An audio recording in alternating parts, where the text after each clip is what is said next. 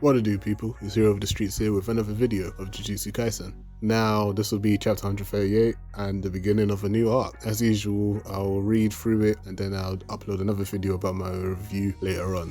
And as always, now that I remember, please, please like, comment, subscribe. It will really help the channel. And let me know what you think about everything that I've been doing so far. So yeah, here goes. The Zen'In clan. Alright, pops off. Is she dead? And they're talking about so there's Naoya Zen'In, which is a special grade 1 sorcerer. I wonder what they mean by special grade 1. I guess it's just a niche sort of thing. Basically, Maki is dying and he obviously don't give two shits about that. And basically he's reading extracts from the book of misogyny saying that she may be pretty but she doesn't know how to support a man. Any woman who can't walk more than 3 steps behind a man should get stabbed in the back and die. That's a bit extreme. So he was inspired by it. These were direct extracts, but yeah. Anyway, so then he goes on to talk about Maya, saying, oh yeah, she got the same face, she's just as pretty, but she knows that she's a woman. So now Naoya meets 2 other people, one old dude and, well, 2 old dudes, really. So there's one done with a sword on his back called Ogi, or OG Zen'In, another special grade 1, and Junichi Zen'In, who got like a scar on his head. Damn. And he's just like, Nayo, what are you doing? Like, your dad's on death's door. And I think they're talking about Naobito, if I remember, that's how you pronounce his name. May have butchered it, but what else is new? I do it all the time. So yeah. So he doesn't really care if he comes or not because he just believes that the next head of the Zen'In clan is him. And so Ogi Zen'In and I assume Junichi as well are uncles to Naoya. So first off, he says that his brothers are all losers, and then unlike the uncles, they haven't even amounted to much despite being his little brother. And like his daughter is out of the question. So now for Junichi, he's just saying, "Oh, claps." You're a victim. You're clapped. Like, if you look like Toji, hey, you know what, you'd have a chance, innit? But I mean, you're clapped, you're dead to. So obviously, well, no, obviously, but Junichi tries to strike for man dodged. He's like, yeah, you're still clapped. And then, what's his name? OG tries striking him. He got a sword, but he just holds it to his neck, and then he's just like, yo, that's at death's door. So he's being cheeky. So we get the type of character he's gonna be. That's calm. He's a little bit self-centered. So now one guy enters the room who seems to be essentially like, I don't even know how to describe it, I forgot the term. Basically, he's gonna talk to them about the will in it. So Master Naobito Zen'In has passed away, and OG and Junichi are kind of neutral, just still listening, but Naoya is haps. He is haps. If you see the smile on his face, boy, he's haps. So now this guy Furudate comes in with Naobito's will and is going to read it. So now here we go. He starts reading. So he says that the 27th head of the Zen'In clan is to be Naoya Zen'In. Naoya is to inherit all assets, including the cursed tool stored in the Tokyo Prefectural Jujutsu High School and the Zen'In family cursed warehouses. Upon arrival by either Ogi Zen'In or Junichi Zen'In, Naoya may take over all duties. Not upon arrival, upon approval. Mad. Okay, cool. So Naoya is a little bit vexed because he's still got a report and he's kind of under someone. But then Furudate says, however, if Satoru Gojo has died or become mentally incapacitated for any reason, a written agreement concluded with Toji Fushiguro will welcome Megumi Fushiguro into the Zen'In clan, whereupon he shall become the head of the Zen'In clan and all assets should pass to him.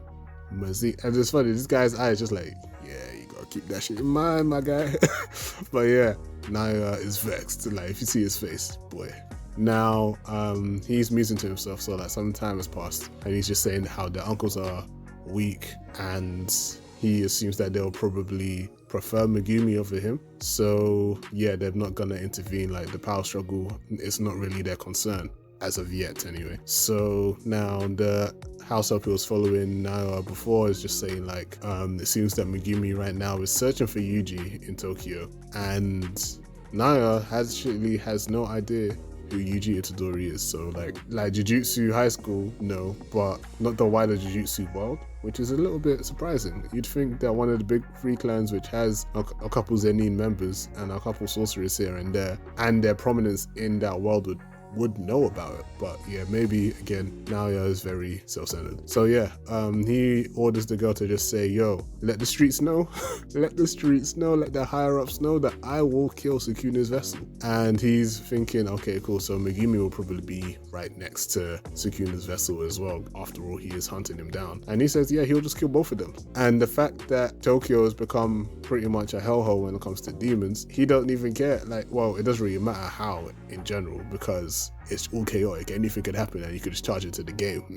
essentially. So yeah, he'll just work it out after he kills them both and just goes on like he's the head of the Zen'In clan. So now we pan off to Yuki Tsukima with whatever that is surrounding her, but she's just saying that the situation has reached a point where she thought that she should temporarily keep an eye on things and regrets not acting sooner, and just alerts, I don't know who, that she's not necessarily on his side. I think she's talking about Yuji, but yeah, she's just like, I'm just a humble beauty who wants to eradicate curses from the world. She's very passive. She's just like, so yeah, if anything, she just says that by way of apology, my comrades and I will take responsibility for delivering those kids who were there. It's about time I confront Tengen. So she's kind of, wait, those kids? I think she's talking about the rest of the stragglers, so like Todo and them man from Kyoto. But yeah, anyway, what you do, and now you see, I can't lie, this looks like an album cover, yeah. Nah, I'm torn. Okay, I guess we will find out which picture I use as like the cover, but yeah, this looks like an album cover. If you see Yuji right now sitting on the steps, I don't know why, it just looks cool to me. So now, Choso comes in and checks on him, it's like, yo, how are your injuries, whatever, and he's pretty good despite being hit by the Black Flash, and he takes note of the fact that Sukuna's getting stronger because of the fact that he's ingested around like 15 fingers. So now, Choso's just like, yeah man, don't worry about me, you can return to the high school if you want to, and he will like collect the remains of his brothers anyway. So Yuji's like, I'm not really worried about you. He's not even sure if he wants to return or not because he doesn't feel safe there, but he feels like he'll be putting others at risk because Sukuna is plotting something. After all, Sukuna healed Megumi and he's a little bit wary, plus he's killed a lot of people. Well, Sukuna has killed a lot of people, and the words are echoing in his head where it is saying that, who's to say that someone you save won't kill someone in the future? So he thinks that he can't be with his friends, basically. The standard isolation to keep them safe, but they're gonna be like, nah man, you're safer with us because we can take all the standard corny shit. So yeah, he's like, I mean, are you fine with it? I killed your little bros. But Joseph doesn't really mind. He's just like, yeah, it's a misunderstanding. The game's the game. So yeah, like they would do the same thing. Brothers are just like that. I was like, bro, you know what, yeah? He got flipped. And Yuji's like, you know what, I'm gonna run with it. You be my bro, that's cool. So now they're just about going to take care of curses and just get down to business. So Yuji's not necessarily running away because he doesn't know that he's getting hunted yet. So he's just gonna do what he knows he does best and just go like that for a while. So now they just have the picture of the 4. Yuji, Choso, Yuta, and Naoya. Naoya is gonna be the biggest scrub of the whole thing. He'll try to plot, but Yuta's gonna clap a lot of people. Choso's probably the weakest. Arguably, but yeah. So that's me. Catch you all later. Peace.